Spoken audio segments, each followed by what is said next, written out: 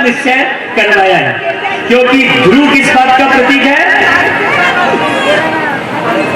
अटल का प्रतीक है, अटलता का, अचलता का प्रतीक है। ध्रुव दृढ़ है, आंधी आ जाए, तूफान आ जाए, लेकिन भगवान से मिलकर रहूंगा, ऐसा 5 वर्ष की उम्र वाला ध्रुव अपने घर को छोड़कर भगवान को पाने के लिए जंगल की ओर रवाना हो गया था।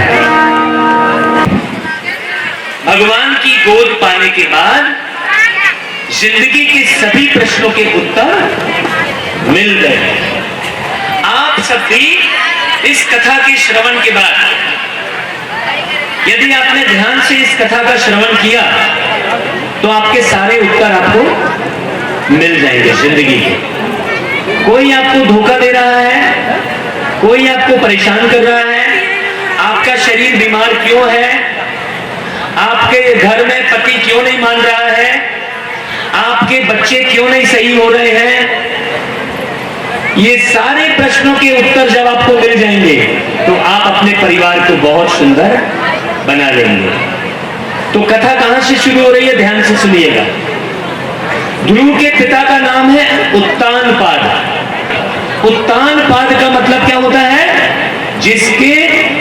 जिसकी चाल ऊंची है, उत्तम है, जिसके पद उत्तम है, सही दिशा में कार्य कर रहे हैं, ऐसे पिता है उत्तानपाद। ध्यान देना, उत्तानपाद के पिताजी का नाम क्या है? उत्तानपाद के पिताजी का नाम है मनु, और उत्तानपाद की मैया का नाम क्या है? सतरूपा। इस टाइम के लिए तालियां बजाओ भाई। क्या नाम है इस बच्ची का? है? बहुत बढ़िया, जरा खड़े हो जाओ, सबको दिखाओ। ये बहन, नाम क्या है बेटा? पूनम।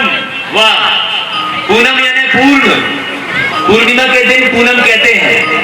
वो रोज जो है कापी और पेन में नोट कर रही है एक एक बात, सवेरे की क्लास में भी आ रही है। हम उस छोटे से बच्चे से सब लोग प्रेरणा ले सकते हैं, इसलिए मैंने खड़ा किया और सब लोगों को कहूंगा कि पूनम बेटा के लिए ताली बजाइए जोरदार। तो ध्यान से सुनना, आपको ऐसी कथा पूरी जिंदगी में कहीं सुनने नहीं मिलेगी, ये गारंटी देता हूं। क्योंकि हम कथा के तह तक गए हैं, अंदर घुसे हैं। हमने कथाकार पूरी रात जाग कर, पूरी धूप में जाग कर, ये धूप कुछ नहीं है हमारे लिए, मैं अपने सुख के लिए आपको 12 बजे और 1 बजे नहीं करना था, मैं तो आपकी दृढ़ता का परीक्षा ले रहा था कि ये कितने दृढ़ है। जरा अच्छे से समझना। तो मनु उत्तानपाद के पिता का नाम है, और शतरूपा उत्तानपाद की मां का नाम है। उत्तम दिशा में आप जब ही चल सकते हैं, उत्तम दिशा की ओर आपके पद जब ही आगे बढ़ सकते हैं, जब आप मनु अर्थात मन और शतरूपा अर्थात मन के 7 रूपों को जानेंगे। आप इतनी गहराई है। आपने तो कथा सुन ली बस, एक मनु एक शतरूपा, उसकी राजा ये, उसका बेटा ये, उसकी कहानी, तो वो तो आप घर में भी सुन रहे हो। शतरूपा मतलब मन के 7 रूपों को पहचानिए आप। तो आज कथा को आगे बढ़ाने के पहले शतरूपा के बारे में पूरा बता देता हूं मैं आपको। मन के 7 रूपों का अभ्यास आज आपसे कराऊंगा मैं। सब लोग कमर सीधी करके बैठ जाएं और किसी भी किस्म की आवाज ना हो, ये ध्यान रखें हिम्मत भाई, क्योंकि हम निर्माण करने आए हैं। निर्माण, किसी भी चीज का निर्माण शांति में होता है। आप जो गीत रिकॉर्ड पर सुनते हैं वो पूरे साउंड प्रूफ स्टूडियो में रिकॉर्ड होता है, जरा भी हलचल नहीं होती। आपकी बुद्धि में भी ये ज्ञान कब रिकॉर्ड होगा? अंदर में, आपके बुद्धि में कब स्थित होगा? जब आप ये कार्य व्यवहार और ये इधर उधर ध्यान नहीं देंगे, है ना। जो भी काम चल रहा है उसे काम चलने दीजिए, आप इधर पूरा ध्यान दीजिए। तो कमर सीधी करके बैठ जाएं और आंखें बंद कर लें। मन के 7 रूपों को पहचानना है और अपने अंदर के ध्रुव को जगाना है। आपके अंदर एक ध्रुव बैठा है जो दृढ़ता का प्रतीक, जो अटल निश्चय का प्रतीक है, वो आपके अंदर बैठा है। तो कमर सीधी कर लें और आंखें बंद कर लें। सब लोग यहां के आदेश का पालन करेंगे। आंखें कोई भी नहीं खोले, कमर सीधी करके बैठ जाएं और आंखें पूरी तरह बंद करें। हल्का म्यूजिक आप इधर से दे सकते हैं सुनने के बाद। मन के 7 रूपों को हमें पहचानना है। मन के 7 रूप कौन कौन से हैं?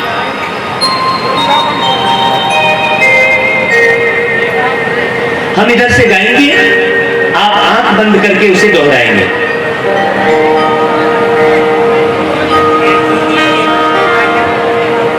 शांति स्वरूपम मैं आत्मा हूँ, शांति स्वरूपम मैं आत्मा हूँ। आप सभी लोगों को भी दोहराना है, आंखें बंद करके, कमर सीधी करके। पालती मार के बैठेंगे, कमर सीधी करेंगे, मन के 7 रूपों को पहचानेंगे। शांति स्वरूपम मैं आत्मा हूँ, शांति स्वरूपम मैं आत्मा हूँ। आनंद स्वरूपम मैं आत्मा हूँ, आनंद स्वरूपम मैं आत्मा हूँ। आप सभी लोगों को गाना है, आंखें बंद करके मुख से आप लोगों को एक साथ दोहराना। ये आपकी बात चल रही है।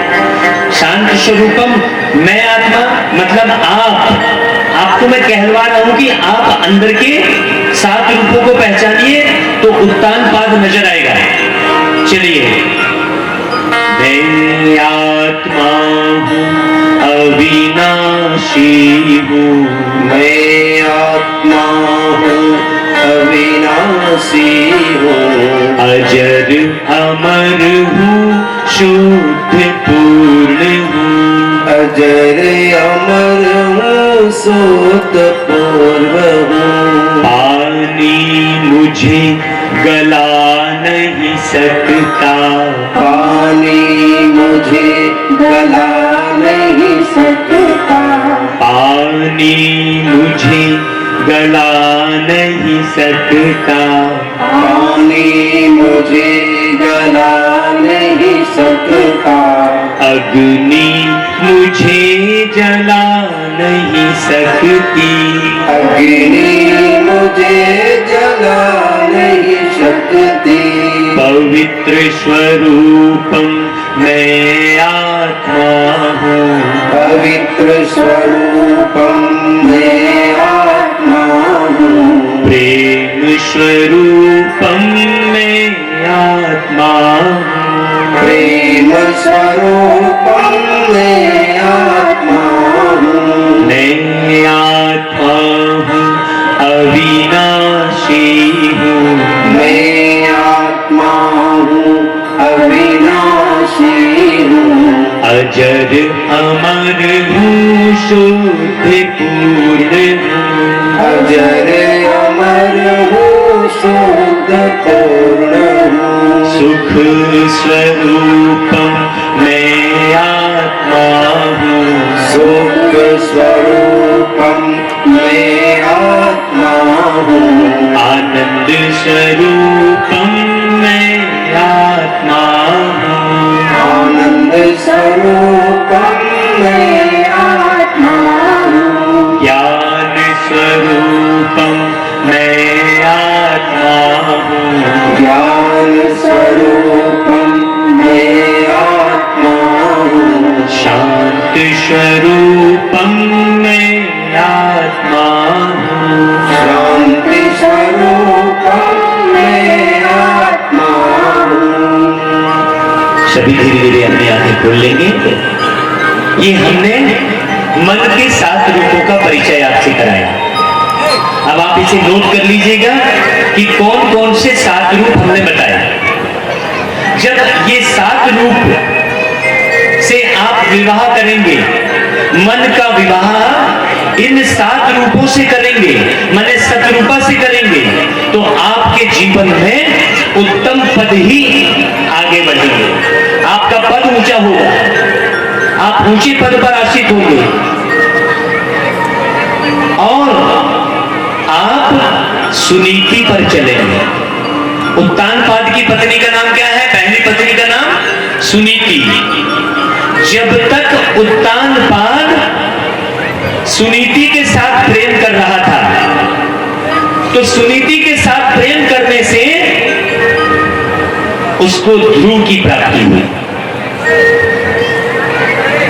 तो जब आप 7 रूपों का वर्णन करते हैं तो उत्तानपाद की ओर बढ़ते हैं और फिर सुनीति को धारण करते हैं।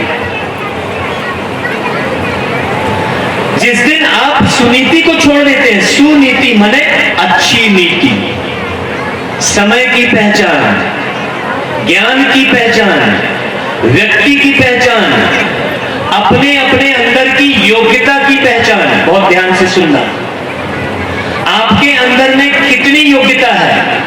कई बार क्या होता है कि जितना हमको मालूम रहता है उससे भी कई गुना ज्यादा हम बढ़ाते हैं, बहुत झूठ भी बोल देते हैं, बहुत व्यर्थ भी कर देते हैं। तो सुनीति पर चलने से हमारा मन ध्रुव बन जाता है, हमारे प्रश्न सारे समाप्त हो जाते हैं। लेकिन अब आगे दिखाया है कि उत्तानपाद की पहली पत्नी सुनीति थी और उससे पुत्र जो प्राप्त हुआ वो ध्रुव था। लेकिन अब उत्तानपाद की दृष्टि क्या हो गई? उत्तानपाद की दृष्टि चमड़ी की तरफ चली गई। सुनीति एक बहुत अच्छी गृहिणी थी, नीति पर चलने वाली महिला थी, हर एक का ख्याल रखने वाली थी। लेकिन उत्तानपाद की नजर एक और दूसरी कन्या पर चली गई, उसका नाम था सुरुचि। ध्यान दीजिएगा बहुत अच्छे से। हमें भगवान की जो बातें हैं, परमात्मा का जो ज्ञान है, भगवान की जो श्रीमत है, इस कार्यक्रम का नाम क्या है? श्रीमद् भागवत गीता। तो भगवान की श्रीमत,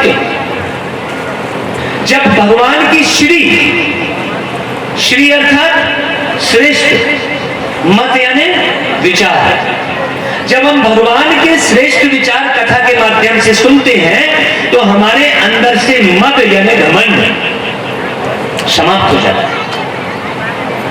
जो ओछा घमंड है, एक है ऊंचा घमंड, भक्त होने का घमंड। भक्त होने का घमंड बहुत बढ़िया है, भगवान को पा लेने का घमंड बहुत अच्छा है। लेकिन अपने शरीर का घमंड, तो कौन सा श्रीमद उठाना है? भागवत हम सुन रहे हैं, कौन सा श्रीमद उठाना है जो हमारा नीचे गिराने वाला मद समाप्त हो जाए। धन का घमंड, धन का घमंड नीचे गिराता है, योग्यता का घमंड नीचे गिराएगा, अपनी घर परिवार का घमंड नीचे गिराएगा, किसी से जान पहचान का घमंड आपको नीचे गिराएगा। देखिए आप कहां कहां घमंड करते हैं, जान पहचान का घमंड करते हैं, मेरी तो फलाने से पहचान है। अपने घर गृहस्थी का घमंड करते हैं, अपनी धन दौलत का घमंड करते हैं, अपने पद का घमंड करते हैं। तो देह का घमंड, देह का आकर्षण हमारे अंदर एक घमंड पैदा करता है, मद पैदा करता है। उत्तानपाद वहीं फंस गया। यहां पर कथा क्या बोल रही है? कथा यहां पर भागवत कथा में श्री राम कथा का भी समावेश किया गया है। कथा बोल रही है कि श्री रामचंद्र जी ने सीता के साथ कौन सी प्रतिज्ञा की थी? जबकि श्री रामचंद्र जी 3 माँ के बेटे थे। उनके पिताजी ने कितनी शादियां की थी? 3 शादियां की थी। लेकिन श्री रामचंद्र जी ने कौन सी प्रतिज्ञा की कि हे सीते, मैं अपनी पूरी जिंदगी में तुम्हारे सिवा किसी और की तरफ निगाह नहीं डालूंगा, ना कभी कोई दूसरा विवाह करूंगा। और देखिए सीता जी को वनवास हो गया, फिर वनवास से लौट के आने के बाद लोगों ने कुछ कह दिया तो फिर चली गई, लेकिन श्री रामचंद्र जी अपने मर्यादा में अटल रहे। उत्तानपाद बहुत अच्छा राजा था। जैसे राजा परीक्षित की कल कथा सुनी, हमने आपको क्या बोला कि भागवत कथा में फेल होने वाली कथा सुना रहे हैं। फेल होने वाली कथा इसलिए सुना रहे हैं कि आप कहां कहां फेल हो रहे हैं उसे आप अच्छे से समझ सकें और जिंदगी में फेल होना बंद करें, हमेशा पास हो जाए। तो उत्तानपाद सुंदर नारी की तरफ आकर्षित हो गया, अपनी सुरुचि की तरफ आकर्षित हो गया। अपनी रुचि, यहां पर मैंने श्रीमत की बात क्यों कही कि अपनी रुचि के अनुसार जो कार्य करेगा वो नीति के अनुसार कार्य नहीं कर पाएगा। जिस व्यक्ति ने भी, यदि मैं यहां पर अपनी रुचि शामिल करता कि नहीं भाई मुझे 12 बजे भागवत नहीं सुनाना है, मैं अपनी रुचि शामिल करता तो सुनीति नहीं होती।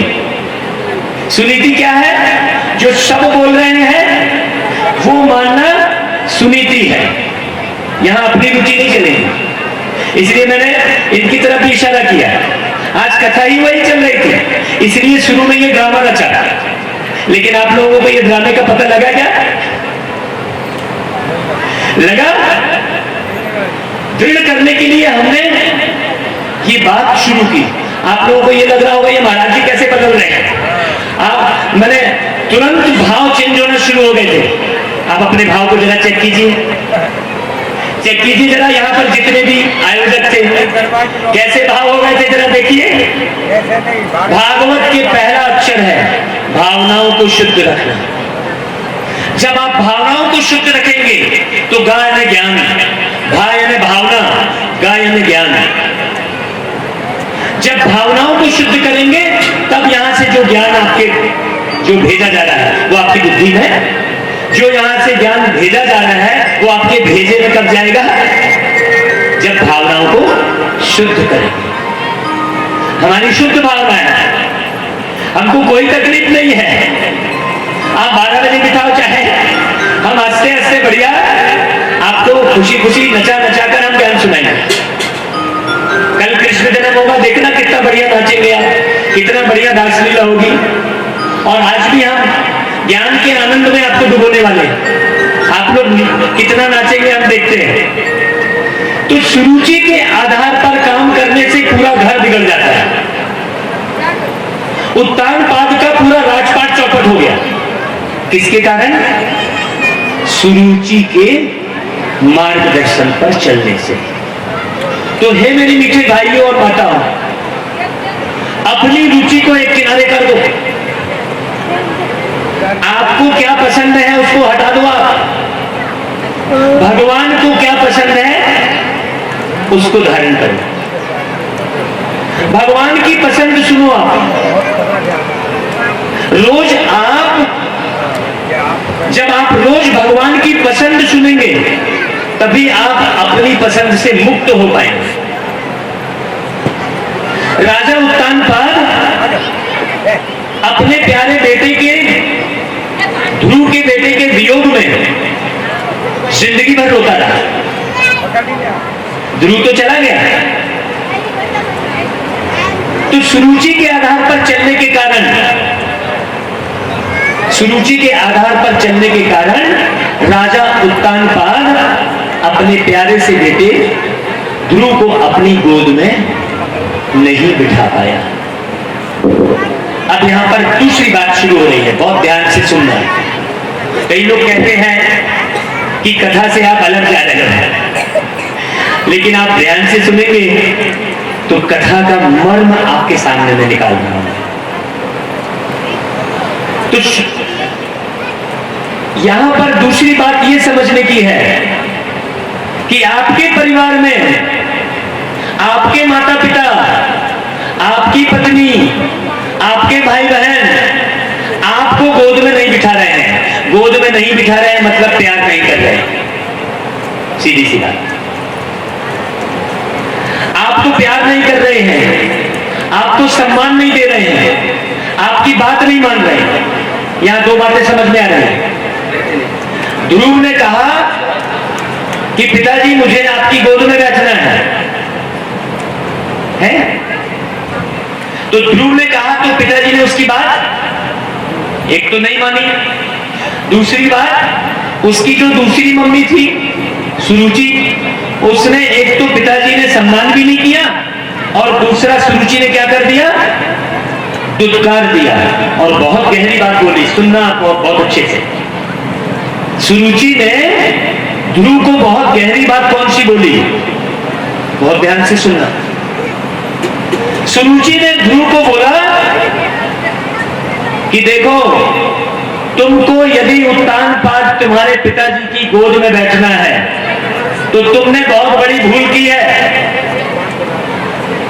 तुमने सुनीति के गर्भ से जन्म लिया है, इसलिए तुम पिता की गोद में नहीं बैठ सकते। बहुत ध्यान से सुनना। यदि तुमको पिता की गोद में और मेरी गोद में बैठना है तो तुम्हें यहां से मरना पड़ेगा और नया जन्म मेरी गोद में लेना पड़ेगा। अब यदि मैं कथा प्रारंभ करने के पहले आपसे ये अभ्यास करा रहा हूं कि मैं आत्मा हूं, अविनाशी हूं, तो उसमें बहुत सारे लोगों के मन में ये ख्याल चलता है कि ये भागवत कथावाचक कैसे है भाई, कथा से हट के मैं आत्मा हूं पर का बोलने जा रहे हैं, जबकि कथा बोल रही है। ऐसा करने के लिए कथा बोल रही है। सुरुचि ने क्या बोला कि तुम्हें मेरी कोख से जन्म लेना पड़ेगा। तो निश्चित रूप से वो ध्रुव उस शरीर को छोड़ेगा, फिर सुरुचि के गर्भ में प्रवेश करेगा, तो उस शरीर को छोड़ेगा तो उस शरीर जला दिया जाएगा। तो कौन छोड़ेगा उस शरीर को? फिर ध्रुव कौन है? ध्रुव कौन है? यहां पर बात समझने की है। आत्मा। मतलब सुरुचि किससे बात कर रही है? आत्मा से बात कर रही है कि तुम्हें यहां से मरना होगा। और तब देखिए, अब ध्रुव तो बेचारा बच्चा है, वहां पर यदि मुझे सुरुचि पसंद आती और मुझे ज्ञान था कि मैं शरीर छोड़कर सुरुचि के गर्भ में चला जाऊंगा तो मैं सुरुचि के गर्भ में जन्म ले लेता, लेकिन वो ज्ञान तो नहीं था ना ध्रुव को। ध्रुव इस बात को समझ नहीं पाया। ध्रुव इस बात को समझ नहीं पाया तो रोने लग गया। ध्यान दीजिएगा, हम भी कब रोने लगते हैं? जब हम कोई बात को समझ नहीं पाते। हमारी पत्नी कई बार जब कोई बात को समझ नहीं पाती है तो रोने लगती है, फिर हम उसे समझाते हैं, ध्रुव की कथा सुनाते हैं। परिवार के बच्चे भी समझ नहीं पाते। आपको रोना कब आ रहा है, आपको दुख क्यों हो रहा है पता है आपको? आपके जीवन में परेशानी क्यों है? क्योंकि आपने जीवन को समझा नहीं है। जिस दिन मेरे मीठे भाइयों और माताओं आप जीवन को अच्छी रीति समझ लेंगे, उस दिन आपको एक सेकंड के लिए भी दुख नहीं होगा। फिर आप सुख के साधन वस्तुओं में नहीं ढूंढेंगे, ज्ञान में सुख मिलेगा। तो ध्रुव किधर गया? सुनीति की तरफ बढ़ा। उसको जब समझ में नहीं आई बात तो दुख हो गया उसको सुरुचि का दुत्कारना, अपमानित करना सहन नहीं हुआ। जब ध्रुव को सुरुचि का अपमानित करना सहन नहीं हुआ तो वो किस दिशा में बढ़ा? किस दिशा में बढ़ा? सुनीति की दिशा में बढ़ा। अभी आप बताइए, हिम्मत भाई जब आप कहीं पर अपमानित होंगे, आप सब लोग जब आप अपमानित होते हैं तो सुनीति की दिशा में बढ़ते हैं कि कुनीति की दिशा में बढ़ते हैं? बढ़ते हैं क्या सुनीति की दिशा में? नहीं बढ़ते हैं। आप जब अपमानित होते हैं कहीं पर भी तो काला कोट खोजते हैं, काला कोट खोजते हैं आप। जब आप अपमानित होते हैं कहीं भी तो खाकी कोट खोजते हैं। जब आप अपमानित होते हैं तो सुनीति की ओर नहीं बढ़ते। ध्रुव आज भी उत्तर दिशा की ओर क्यों चमक रहा है? क्योंकि अपमानित होने के बाद वो किस दिशा में बढ़ रहा है? सुनीति की दिशा में। अब आपने तो कथा सुन ली कि सुनीति एक मां थी, मां के पास गई, मां ने समझाया, वो रोने लगा और रो गया और जय जय श्री राम, ध्रुव भाई और भगवान की जय, बस बोल दिया, कथा समाप्त हो गई। आप लेके क्या गए? कुछ नहीं, 0 सन्नाटा। तो ध्रुव किस दिशा की ओर बढ़ा? सुनीति की ओर बढ़ा। तो यहां पर क्या शिक्षा मिल रही है कि आपको घर परिवार वाले अपनाएं चाहे ना अपनाएं, सम्मानित करें चाहे ना करें, आपको अपनी सुनीति की दिशा को छोड़ना नहीं है, तभी भगवान की प्राप्ति होगी। यदि आपने सुनीति की दिशा को छोड़ दिया तो कदापि भगवान नहीं मिलेगा। यदि मैं अपने जीवन की बात करूं और मैं अपने कष्टों को, जीवन भर के कष्टों को सुनाना शुरू करूं तो आप लोग, यदि मुझसे प्रेम हो गया होगा आपका मुझसे, तो आप लोगों के तार तार आंसू बहेंगे मेरे जीवन भर के कष्टों को सुनकर। हर एक व्यक्ति यहां एक दूसरे के कष्ट को ही सुनाता है, एक दूसरे के दुख दर्द को ही सुनाता है। जो भी घटना घट गई, जो भी घटना घट गई, घट ना, क्या बोल रहा है शब्द? घट ना, बढ़ा क्यों रहा है? घटना, घट मतलब कम कर है, घटना भाई बढ़ा क्यों रहा है? हम सोचते बैठे रहेंगे मेरे को फलाने ने गाली दे दी, मेरे को फलाने ने वो कर दिया, हम सोचते बैठे रहेंगे। तो घटना भाई, और घटना क्या बोलते हैं? घटना घट गई बोलते हैं। घट गई मतलब, घट गई मतलब क्या हुआ नंबर में भाई? कम हो गई। तो घटना कम हो गई तो खुशी होनी चाहिए ना? आप खुद ही बोल रहे हैं घटना घट गई। तो ध्रुव सुनीति की दिशा की ओर बढ़ रहा है और सुनीति उसे क्या बोल रही है? सुनिए अब आप, नीति क्या बोलती है? सुनीति बोलती है कि बेटा, तेरे को इस बाप ने गोद में नहीं बिठाया तो क्या हुआ? सबका बाप एक परमात्मा बैठा है, तू उसकी गोद में जा, वो तुझे नीचे कभी नहीं गिराएंगे। तो सुनीति ने ध्रुव को किसका परिचय दिया? अनीति थोड़ी परिचय देगी आपको, तो भगवान का परिचय पूरा अनीति से दिया जा रहा है। ये नीति नहीं कहती कि भगवान को हम कुत्ते में महसूस करें, ये नीति है क्या? बोलिए, ये सही नीति है कि भगवान को हम कच्छ अवतार दिखा दें, कछुए का अवतार? ये नीति है क्या कि भगवान को हम मत्स्य अवतार दिखा दें, मछली का अवतार? हमने एक चित्र भेजा था हिम्मत भाई के पास कि कुतिया की भी पूजा हो रही है। इसलिए मैं बोल रहा हूं कि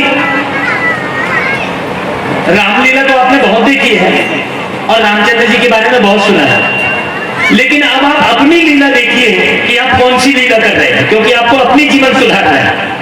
रामचंद्र जी तो लीला करके चले गए, कृष्ण जी लीला करके चले गए, इंदिरा गांधी जी अपनी लीला करके चली गई। अब आप उनकी लीला का वर्णन करेंगे तो आप अपनी लीला नहीं सुधार पाएंगे। अपनी लीला सुधारनी है तो अपना वर्णन कीजिए, अपनी। अब एक छोटा सा मैं माइक घुमाऊंगा, कथा को थोड़ा विश्राम देकर थोड़ा सा माइक घुमाऊंगा, कॉर्नर माइक घुमाइए और जिंदगी को थोड़ा समझने का पुरुषार्थ कीजिए। आप में से बताइए कि जिंदगी क्या है। आज तक आपने जिंदगी के बारे में बहुत सारे गीत सुने हैं। जीवन क्या है, एक एक करके बताइए, माइक दीजिए। जीवन क्या है, जीवन क्या है, बोलिए एक शब्द। संघर्ष है। जीवन एक संघर्ष है। ओके, आप बताइए। बाजू में, बाजू में, हाँ, इधर बाजू में दे दीजिए। हाँ, जीवन क्या है, हाँ आप बोलिए, जीवन क्या है। जिस जीवन को आप जी रहे हैं वो क्या है जीवन? नाव है, नाव। जीवन नाव। क्या है? जीवन एक नाव है। बहुत बढ़िया, जीवन एक नाव है, जीवन संघर्ष है। आप दादाजी बताइए, जीवन क्या है? परमात्मा का एक आत्मरूप है। जीवन एक परमात्मा का आत्मरूप है। आत्मरूप है। आगे सुनाइए। हाँ बताइए, बताइए, संकोच मत कीजिए, यहां मैं सबको शामिल करता हूं। जीवन क्या है? क्योंकि ध्रुव अपना जीवन बनाने के लिए जा रहा है, आप भी उसके साथ साथ जीवन बनाएंगे। जीवन क्या है भाई साहब? जीवन एक अमूल्य है। जीवन एक अमूल्य है, कोई चलिए। कीमत नहीं। उसकी कोई कीमत नहीं है। नहीं, मैंने कहा जीवन क्या है। हाँ आगे बढ़ाइए। और कोई बताएगा? हाथ खड़ा कीजिए जो बताएगा जीवन क्या है। माताएं बताएंगे आप में से? देखिए जरा मैं ये इसलिए करता हूं ताकि आपका ध्यान पूरी तरह से सुनने और समझने में जाए। हाँ बताइए बता, जीवन क्या है जी? अमूल्य है। जीवन अमूल्य है। जीवन अमूल्य है, वो एक जन ने बोला है। अमन अमन है, जीवन अमन है।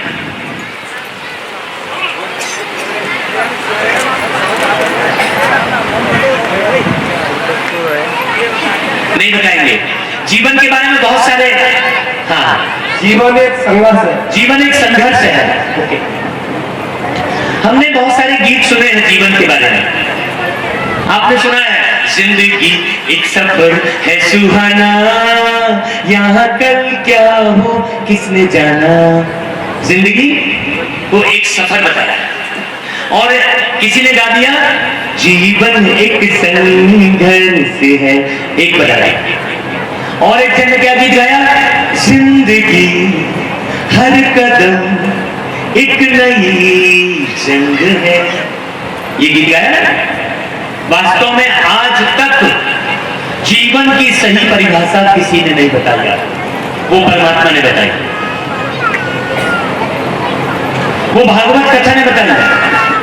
जीवन एक पढ़ाई है जिसे पढ़ना है। जब हम जीवन को अच्छी रीति पढ़ना सीख जाएंगे तो हम जीवन को बहुत बढ़िया बना लेंगे।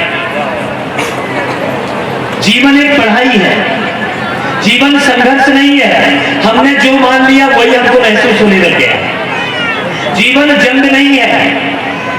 जीवन को जंग मान लिया तो हम युद्ध करने लग गए। जीवन को संघर्ष मान लिया तो हम लड़ने लग गए। ध्रुव को क्या मिला? ध्रुव को बताया सुनीति ने कि देखो बच्चे, वो एक बाप है जो तुम्हें गोद में उठाएगा। तो बच्चा तो पूछा, आप लोग पूछो ना पूछो, लेकिन ध्रुव तो पूछा। ध्रुव ने पूछा कि हे मैया, वो भगवान कहां मिलेगा? वो भगवान कहां मिलेगा? उसकी गोद कैसे मिलेगी? आप बताइए। तो सुनीति ने क्या किया? उनके राजमहल में एक मंदिर था। मंदिर में जाकर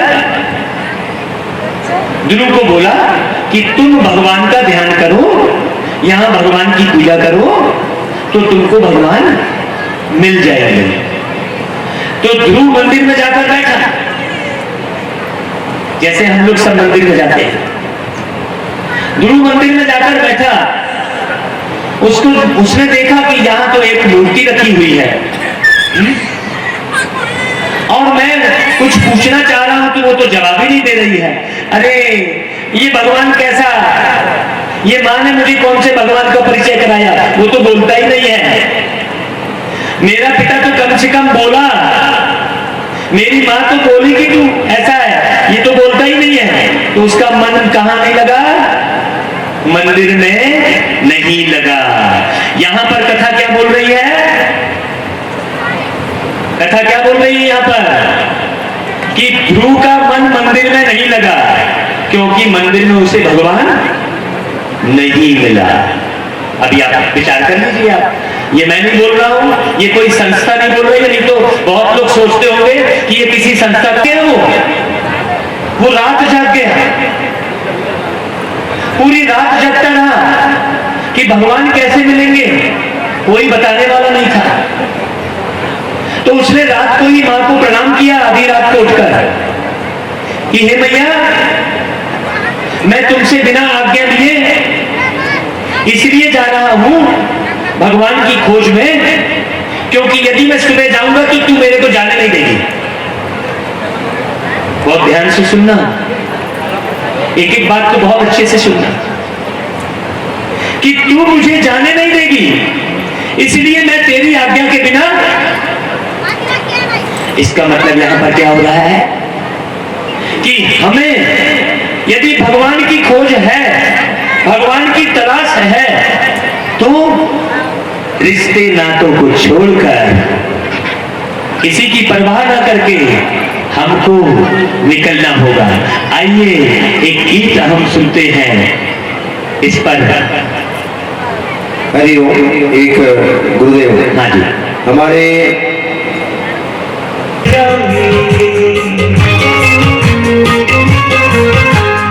आज जो तेरे साथी कल साथ नहीं रह पाएगी, कुछ पल का ये तो जीवन है, फिर सब अपने घर जाएंगे, सब आस छोड़कर प्रभु पास में रहना तुम, छोड़कर प्रभु पास में रहना तुम।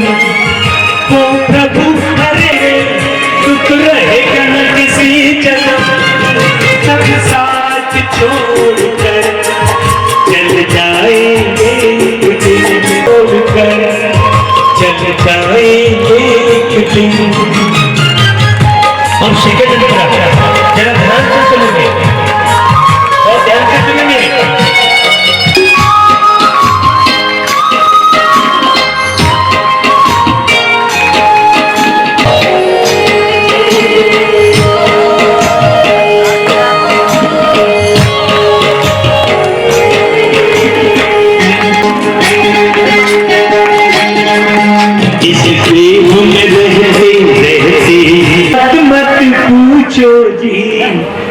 हम बंजारों की बात मत पूछो जी, जो प्यार किया तो प्यार किया। ऐसा गीत सुना है आप लोगों ने? सुना है? तो कल हम बात सुनाने वाले थे कि भाई हमने जिससे प्यार किया, मैंने प्यार किया, जो दृढ़ता हमने ठान ली, मतलब ठान लिया। यहाँ पर सारे के सारे कौन बैठे हैं? ध्रुव बैठे हैं, और सब देह में रहते रहते ही, देह के साथ जितने संबंधी हैं, जितने लोग हैं, सबसे संबंध निभाते, सबको प्रेम लुटाते, सबका सम्मान करते हुए भगवान को पाना है। यहां पर इसलिए मैंने कहा कि हर कथा में जो गलतियां कथा के पात्र से हुई है, वो गलतियां भी मैं बताऊंगा। ध्रुव को यह ज्ञान नहीं था कि घर में रहते रहते भी भगवान को प्राप्त किया जा सकता है। गृहस्थ एक आश्रम है, उसे ज्ञान नहीं था, वो बच्चा था, वो बच्चा था, तो माँ बाप को छोड़कर, अपने राजमहल पाट को छोड़कर जंगल की तरफ आ गया।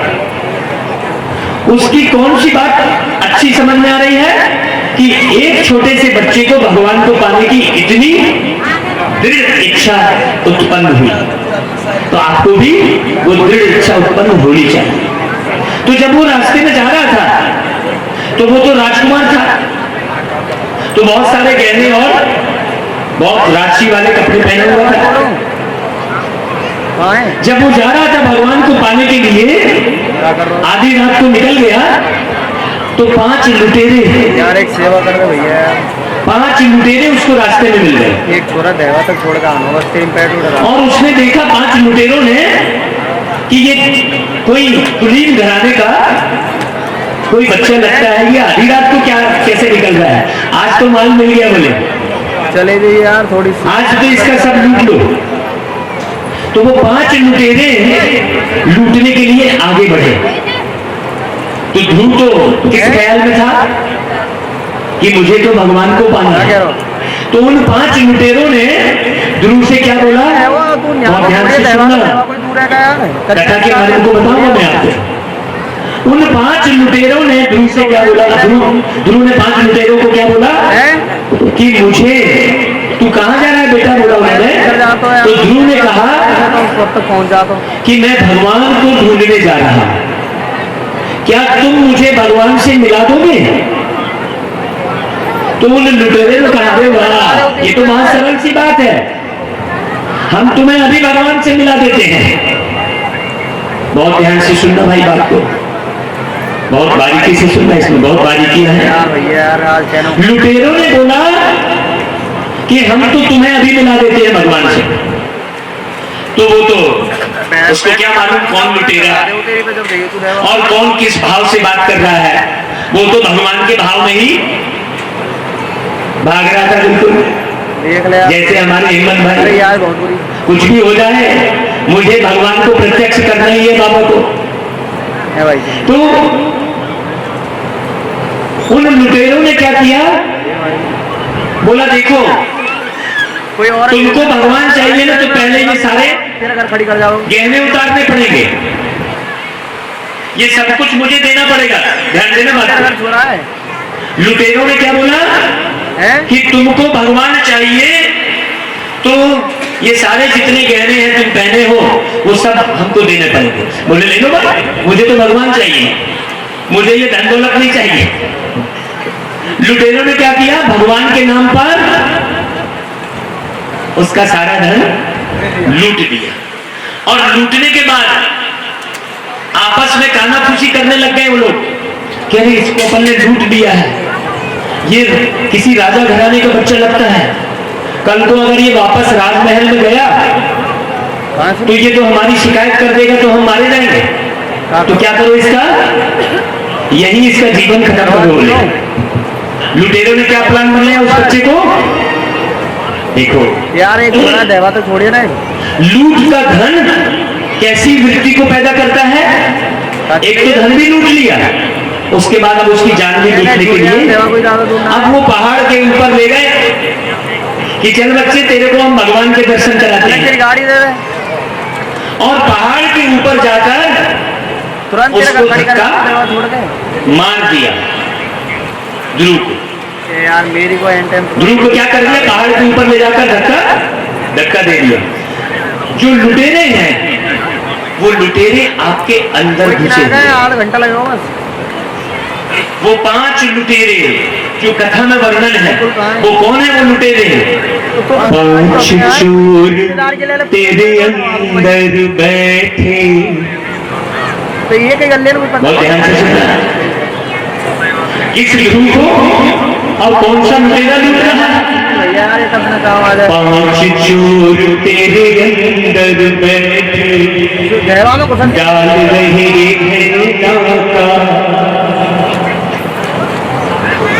मुझे ये बताते हुए उस भगवान की याद के आंसू आ जाते हैं कि आप इतना जल्दी समझ जाए कि वो रावण 5 सिर का वो रावण पुरुष में बैठा है और 5 सिर का रावण नारी में बैठा है, दोनों मिलाकर 10 सिर का रावण हो गया है। तो 5 चोर तेरे अंदर बैठे, डाल रहे हैं डाका। ये पता लग रहा है आपको? क्यों नहीं पता लग रहा है? दूसरी लाइन सुनिए, 5 चोर तेरे अंदर बैठे, हेलो डाल रहे हैं डाका। और क्यों डालते हैं दाता? क्योंकि खुद में पल भर ध्यान दिया ना, एक दूजे में झांका तूने, एक दूजे में झांका। 5 चोर तेरे अंदर बैठे डाल रहे हैं डाका। और क्या हुआ? इन चोरों के संग में तूने, बार बार गलती क्या हो गई? बार बार तुमसे क्या गलती हो गई कि इन चोरों के संग में तूने बार बार है जन्म लिया। बार बार तुमने क्या किया? इन चोरों के संग ही जन्म लिया। और चोर तुम जैसे चमकने वाले, उत्तर दिशा में चमकने वाले सितारों का ध्यान धन लूट रहे हैं। कौन से चोर?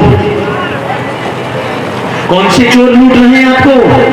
और लूट कर आपको पूरा पर्वत से नीचे गिरा दे रहे हैं, मार दे रहे हैं, खत्म कर दे रहे हैं।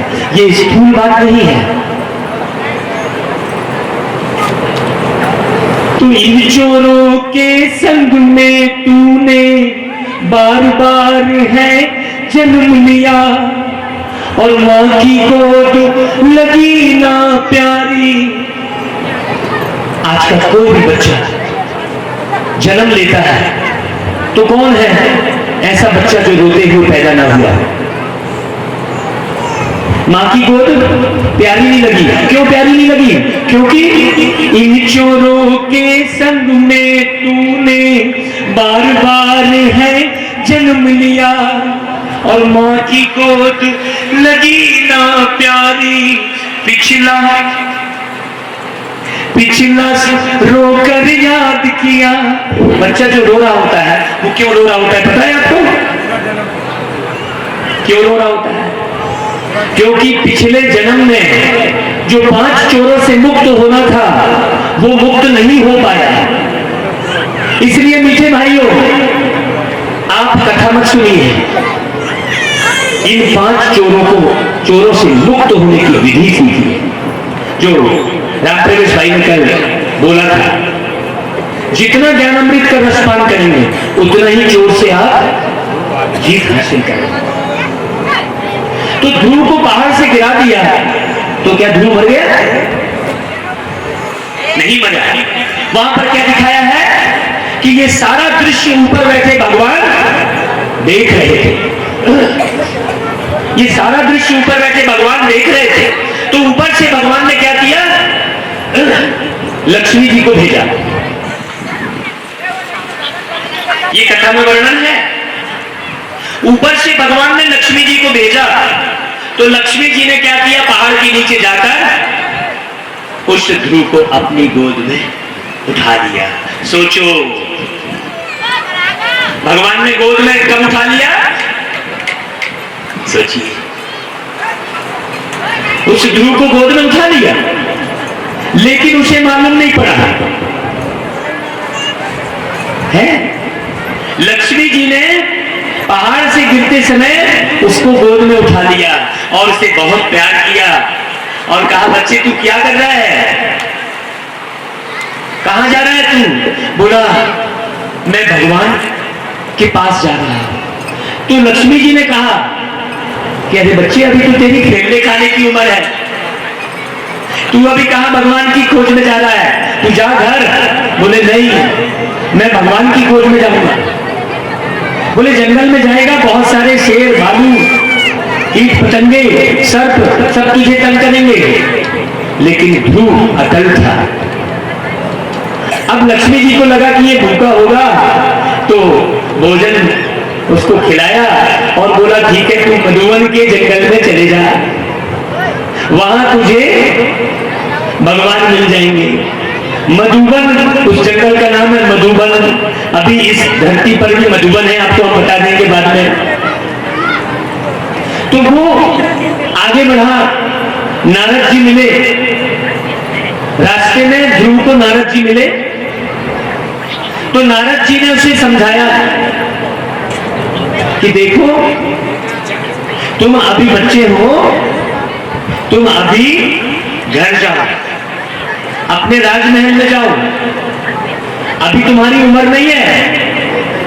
जो हमारे राम प्रवेश भाई ने उम्र का एक गीत सुनाया, अभी तुम्हारी उम्र नहीं है, अभी तुम जाओ। नारद जी ने बोला, लेकिन बच्चे ने नहीं माना। बच्चे ने बोला नहीं, आप मुझे विधि बताओ, आप मुझे ये मत बोलो कि यहाँ मत घर जाओ करके, आप मुझे भगवान के दर्शन कराने के लिए भगवान की गोद पाने की विधि बताओ। तो नारद जी ने बोला कि चलो इसको हम बोल देते हैं, एक मंत्र दे देते हैं, 1.25 लाख बार तू इसे जपना तो तुझे भगवान मिल जाएगा। नारद जी ने क्या सोचकर उसे मंत्र दिया कि इतना सा बच्चा 1.25 लाख बार कहां पढ़ पाएगा, पढ़ते पढ़ते क्या हो जाएगा, थक जाएगा, तो अपने आप उठ के घर चला जाएगा।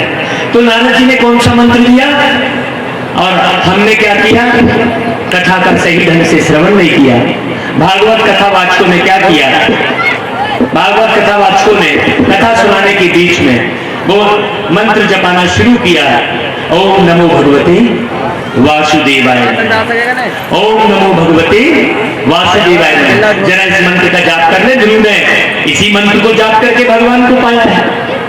जरा सब लोग बोले आप भी, ओम नमो भगवते वासुदेवाय।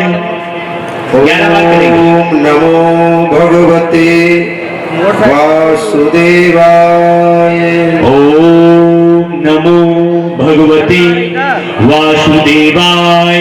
बोलिए, ओम नमो भगवते वासुदेवाय, ओम नमो भगवते वासुदेवाय, ओम नमो भगवते वासुदेवाय, ओम नमो भगवते वासुदेवाय, ओम नमो भगवते वासुदेवाय, ओम नमो भगवते वासुदेवाय, ओम नमो भगवते वासुदेवाय। आप भाइयों में से बीच में नहीं गा रहे हैं, सब लोग गाइए जरा जोर से आवाज में, ओम नमो भगवते वासुदेवाय, ओम नमो भगवते वासुदेवाय, ओम नमो भगवते वासुदेवाय, ओम नमो भगवते वासुदेवाय, ओम नमो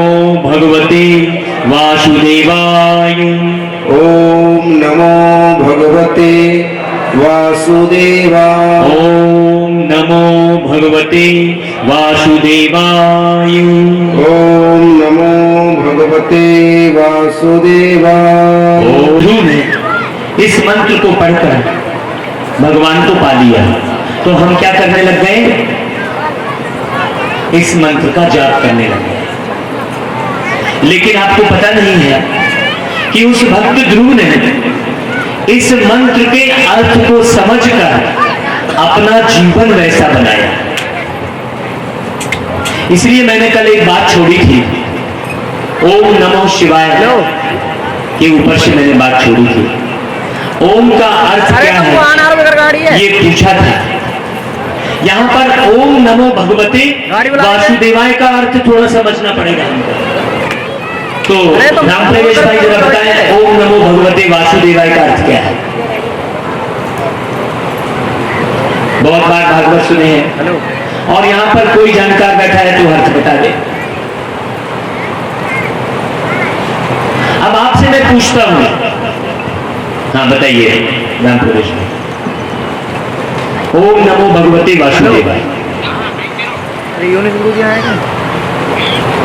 अभी तक जो सुना आपने वो बताइए।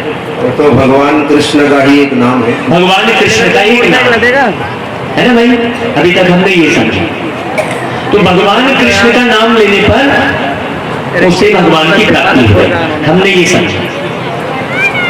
फिर ओम नमो भगवते वासुदेवाय के बाद इतना मंत्र जपने के बाद फिर अन्न भी त्यागा उसने, जल भी त्यागा, यहां तक कि हवा भी त्याग दी।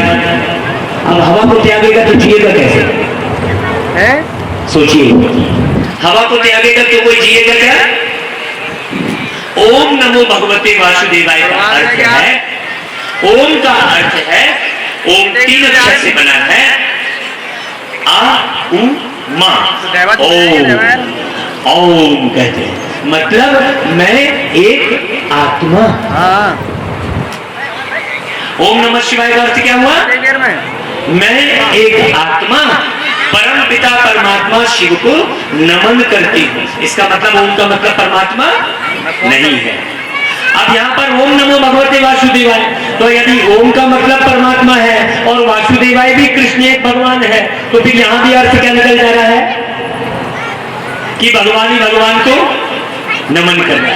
अब आप समझिए अच्छे से, ओम नमो भगवते वासुदेवाय का अर्थ क्या हुआ?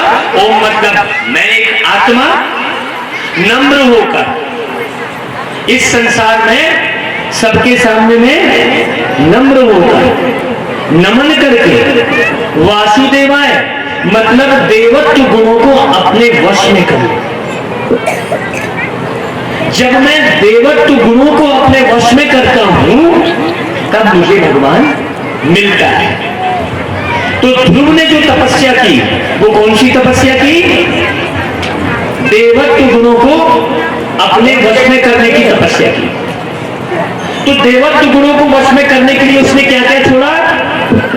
अन्न छोड़ा, गाड़ी घुमा दूँ कहा नहीं दूर, उसने अन्न छोड़ा, जल छोड़ा, ठीक है मैं नहीं हो है? यार तू पैस करे और सांस भी छोड़ दी। धर्मवीर के माता है आप छोड़ सकते हैं क्या? माँ मैं किला आ रहा है ना, छोड़ सकते हैं? ठीक है जब इतना कठिन था भगवान को पाने को, मारो तू देर मेरे बात पे लोगों ने जो कथा सुनाई, भगवान को पाने को इतनी कठिन तपस्या करनी पड़ेगी, तो आपने क्या किया? छोड़ो भैया, अपने काम धाम में लगो, ये भगवान का चक्कर छोड़ो बाबा। कौन अनाज को त्यागेगा?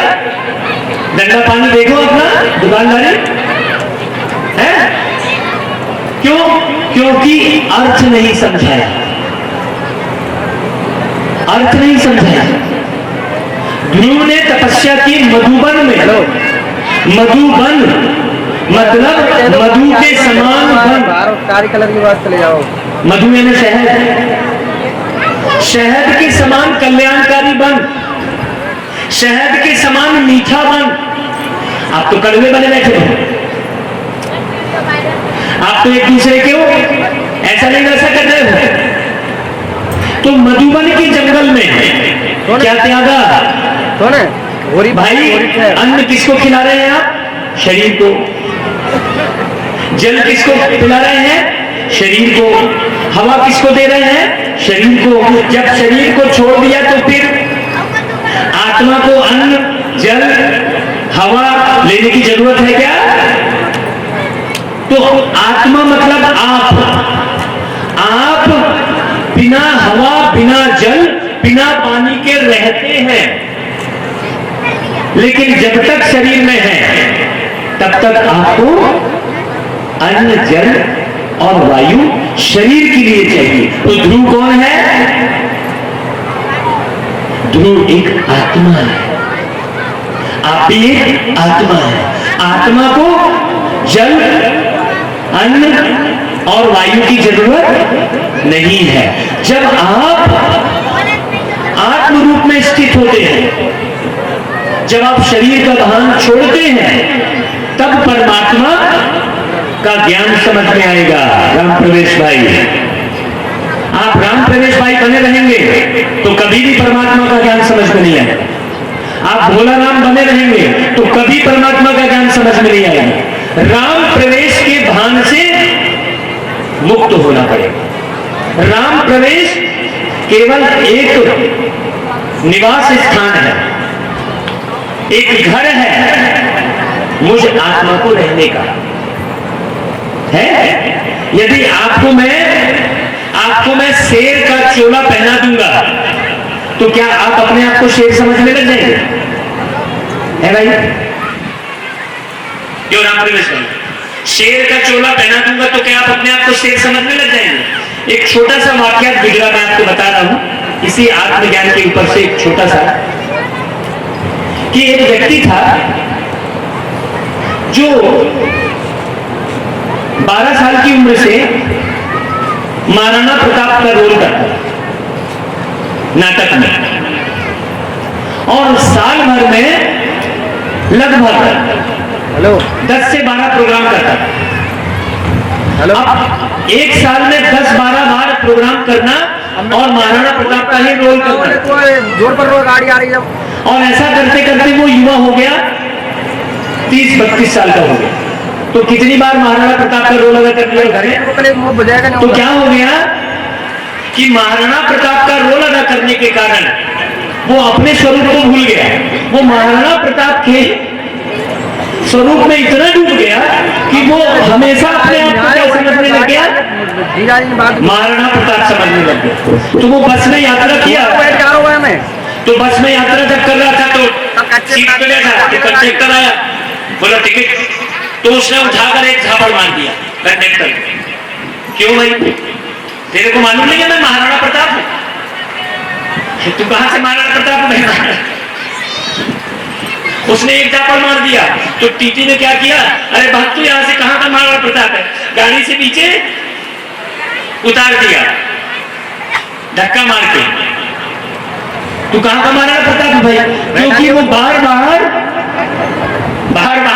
महाराणा प्रताप का रोल अदा करने के कारण वो अपने आप को महाराणा प्रताप समझ बैठा था, और उसके कारण धक्के खाकर क्या हुआ, बस से नीचे उतार दिया गया। ये सच्ची घटना है, ये दिल्ली की घटना है। दिल्ली में एक थिएटर है, वहां पर वो रोल अदा करता था। ये सच्ची घटना बता रहा हूं मैं आपको। ऐसा ही हमारा हाल हुआ है। कई बार शरीर जन्म लेते लेते हम क्या समझ बैठे हैं, अपने आप को सब लोग अरे शरीर समझ बैठे, और जीवन रूपी यात्रा से धक्के मार के बन्नों को गिरा दिया जाए। तो ध्रुव की कथा सुनकर आप जरा अच्छे से समझना कि ओम नमो भगवते वासुदेवाय का मंत्र जाप करके ध्रुव को भगवान नहीं मिला, क्योंकि नारद जी ने जब उसको मंत्र दिया तो यही सोच कर दिया कि अरे ये बच्चा है, पढ़ पढ़ के थक जाएगा। मतलब नारद जी ने क्या संदेश दिया वहां पर, बोलिए? नारद जी ने स्पष्ट संदेश दिया कि इन मंत्रों के द्वारा आप भगवान से नहीं मिल सकते। ये मैं कथा की बात बोल रहा हूं ना। आ रहा हूँ ये अब गांव में ले ध्रुव को भगवान कैसे मिले? तो रास्ता मिले थोड़ा है, कोई मंत्र से मिले।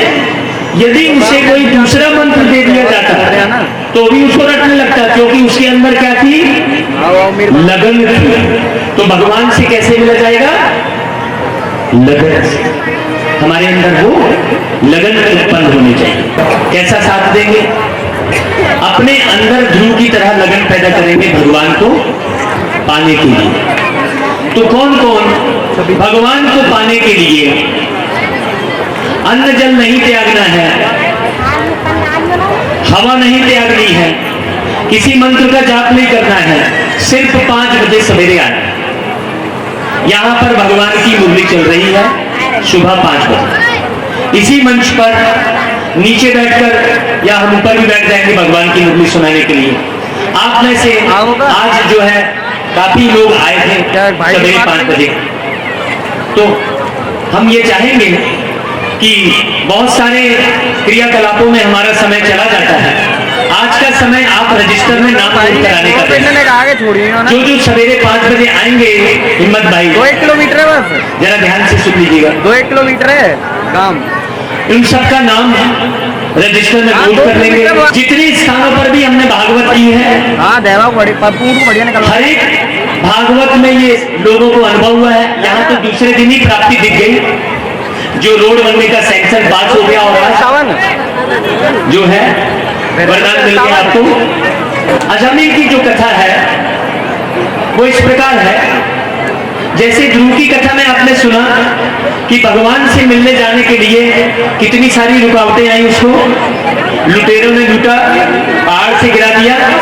उसी प्रकार अजामिल एक व्यक्ति था। ये अजामिल की कथा जो भक्ति मार्ग में चल रहे हैं, जो ज्ञान में चल रहे हैं, उनको सुनने के लिए है। जो ऑलरेडी भगवान का ज्ञान सुन रहे हैं, गीता का पाठ कर रहे हैं, कोई रामायण का पाठ कर रहे हैं, अजामिल की कथा उन लोगों के लिए बहुत फायदेमंद है। तो ध्यान से सुनिएगा। जो ज्ञान में चल रहे हैं, जो ज्ञान में चल रहे हैं, जो रामायण पढ़ रहे हैं, जो गीता पढ़ रहे हैं, जो इस मार्ग में हैं, वो अजामिल की कथा को ध्यान से सुनिए। अजामिल बहुत बड़ा ज्ञानी था, योगी था, दयालु था, प्रेम भाव से भरा हुआ था और भगवान का ज्ञान सुनकर, भगवान के साथ संबंध बनाकर उसने सारे विषय विकारों पर जीत हासिल करनी थी। लेकिन बहुत ध्यान से सुनिएगा आप इस बात को, लेकिन जो भी व्यक्ति ज्ञान सुनता है, समझता है, अपने जीवन में धारण करता है, यदि उसको उस ज्ञान का अभिमान आ गया और वो अपने आप को बहुत बड़ा समझने लग गया और ज्ञान की बहस करने लग गया, ज्ञान के लिए बीच में रुकावट पैदा करने लग गया, अपने को बहुत ज्ञानी समझकर, क्योंकि बहुत वेद शास्त्री और बहुत रामायण के पाठी, बहुत गीता के पाठी लोग अपने ज्ञान के घमंड में रहते हैं। अजामिल की वही दशा हुई थी। वो ज्ञानी तो बहुत था, समझदार भी बहुत था, लेकिन उसने अपनी दृष्टि पर कंट्रोल नहीं किया था। एक बात बहुत अच्छे से समझ लीजिए कि जैसी हमारी दृष्टि वैसी हमारी सृष्टि। हमने जो जीवन का एक पाठ पढ़ाया आपको, हमने जीवन के संबंध में क्या दृष्टि बना रखी है कि जीवन एक संघर्ष है। हमने अपने लिए क्या दृष्टि बना रखी है कि हम तो गरीब हैं, हम तो कुछ नहीं कर सकते हैं। हमने अपनी दृष्टि ऐसी बना रखी। तो जैसी दृष्टि वैसी सृष्टि। जैसा हम देखते हैं वैसा हमको नजर आता है। यहां धूप प्रकाश है, लेकिन यदि आप काला चश्मा पहनेंगे तो क्या दिखाई देगा? काला दिखाई देगा। तो वो गीत सुना ना आपने कि चश्मा उतारो फिर देखो यारो, दुनिया वही है चेहरा पुराना। सुना है आपने वो गीत? कहता है जोकर सारा जमाना, आधी हकीकत आधा फसाना। तो अजामिल ने पूरी हकीकत को नहीं समझा, फसाने में पड़ गया। समझ तो रहा था अपने आप को बहुत ज्ञानी, लेकिन उसने अपनी दृष्टि का परिवर्तन नहीं किया। तो दृष्टि का परिवर्तन नहीं करने के कारण अजामिल जब एक बार साधना कर रहा था, भगवान को याद कर रहा था, तो उस दौरान उसको निर्वस्त्र वेश्या दिख गई। जब निर्वस्त्र वेश्या दिख गई तो उसका आत्मज्ञान पूरा क्या हो गया? चौपट हो गया और उसकी दृष्टि किधर पड़ गई? चमड़ी पर पड़ गई। इसलिए मैंने कहा कि चर्म की कथा नहीं सुनना है हमको, कथा के मर्म को समझना। और लोग क्या करते हैं? केवल चर्म की कथा सुनते हैं। तो चमड़ी के भान में आने के कारण, निर्वस्त्र वेश्या को देखने के कारण उसने क्या किया? वेश्या के साथ विवाह कर लिया और अपनी पत्नी को छोड़ दिया। अपनी अच्छी खासी पत्नी को छोड़ दिया। देखिए राजा उत्तानपाद के लिए भी यही है कि सुनीति को छोड़ दिया और सुंदर नारी सुनीति को रख लिया। यही गलती हो रही है ना। मतलब हर कथा में आपको क्या सुनाया जा रहा है? चाहे वो अजामिल की कथा हो, चाहे वो ध्रुव की हो, चाहे वो धुंधकारी की हो, चाहे राजा परीक्षित की हो, हर कथा में क्या सुनाया जा रहा है आपको? हर कथा में रुकावट कौन पैदा कर रहा है? विषय विकार, देह की दृष्टि। तो अजामिल ने अपना सारा कुछ चौपट कर दिया और भगवान के लिए गायन है कि भगवान ने अजामिल को भी तारा, ऐसे पापियों को भी भगवान ने अवसर दिया है। जिसने इतना गहन पाप किया, अपनी पत्नी को छोड़कर वेश्या से शादी कर ली। अब कथा में यह वर्णन है कि उसने अपने बच्चे का नाम नारायण रखा। मतलब वो सदा कौन सी स्मृति में रहा? सदा कौन सी स्मृति में रहा अजामिल? नारायण की स्मृति में रहा। तो भगवान ने धरती पर आकर क्या बताया कि हे नर, हे नर, ये भगवान की वाणी सुना रहा हूं आपको। हे नर, तू ऐसे कर्म कर कि नारायण बन। हे नारी, तू ऐसे कर्म कर जो लक्ष्मी बन। सतयुग में हर नारी को लक्ष्मी कहा जाता था और हर नर को नारायण कहा जाता था। सतयुग में उस सतयुग की निशानी अभी तक चल रही है। बताइए कैसे? सतयुग में हर नारी को लक्ष्मी कहते थे, उसकी निशानी आज तक भी है। सतयुग में हर बच्चे को कृष्ण कहते थे, उसकी निशानी आज भी है। कौन सी निशानी है? जब बहू हमारे घर में आती है तो क्या बोलते हैं उसको? बहू लक्ष्मी बोलते हैं, हैं? जब नारायण उसको मिलता है तब बहू लक्ष्मी कहलाती है। उसकी निशानी आज तक भी चली आ रही है। तो परमात्मा सत्य गीता ज्ञान सुनाकर सतयुग की स्थापना करने के लिए ये भागवत कथा करवाता है। तो सतयुग में जाने के लिए, सच्चा ज्ञान सुनने के लिए आप लोग अजामिल की वृत्ति को छोड़कर और नारायण बनने के मार्ग पर आगे बढ़ेंगे।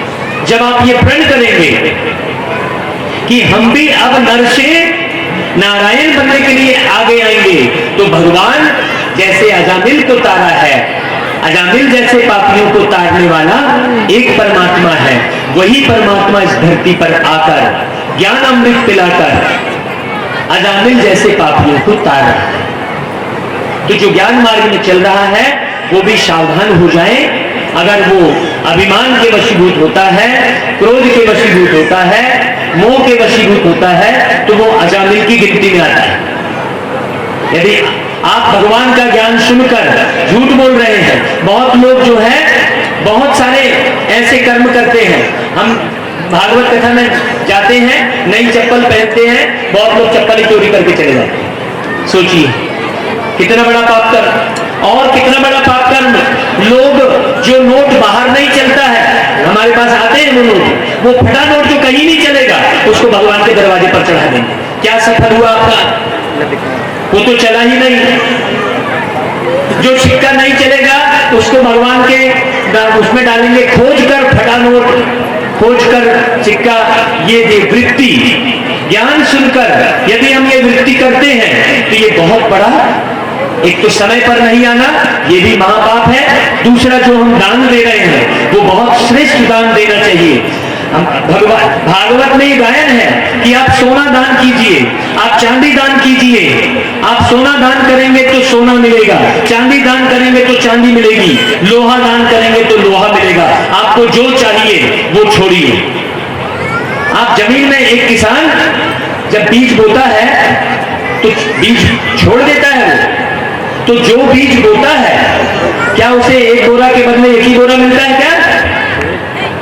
तो जो कुछ पाना है उसे यहां आप छोड़ दीजिए, दान कीजिए। ये भगवत मंच है। तो भागवत में गौदान का भी महत्व है। गाय का दान किया जाता है। माने गौकरण की कथा पहले दिन सुनाई जाती है। तो कल दान का कार्यक्रम होगा, वामन अवतार।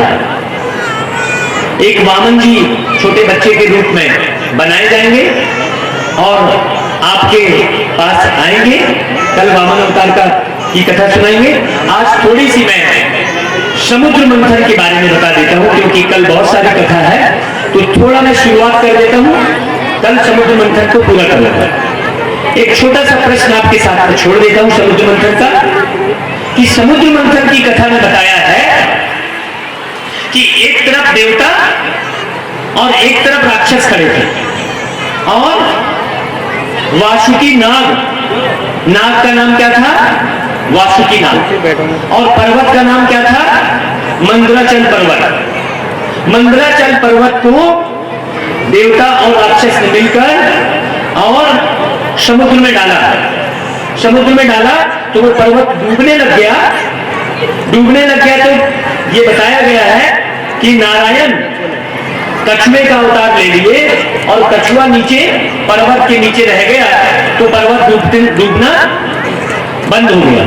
और अपनी पीठ पर कछुए का अवतार लेकर भगवान ने अपनी पीठ पर मंदराचल पर्वत को रखा और एक तरफ देवता और एक तरफ राक्षसों ने मिलकर नाग से मथा, तब उसमें से बहुत सारे रत्न निकले।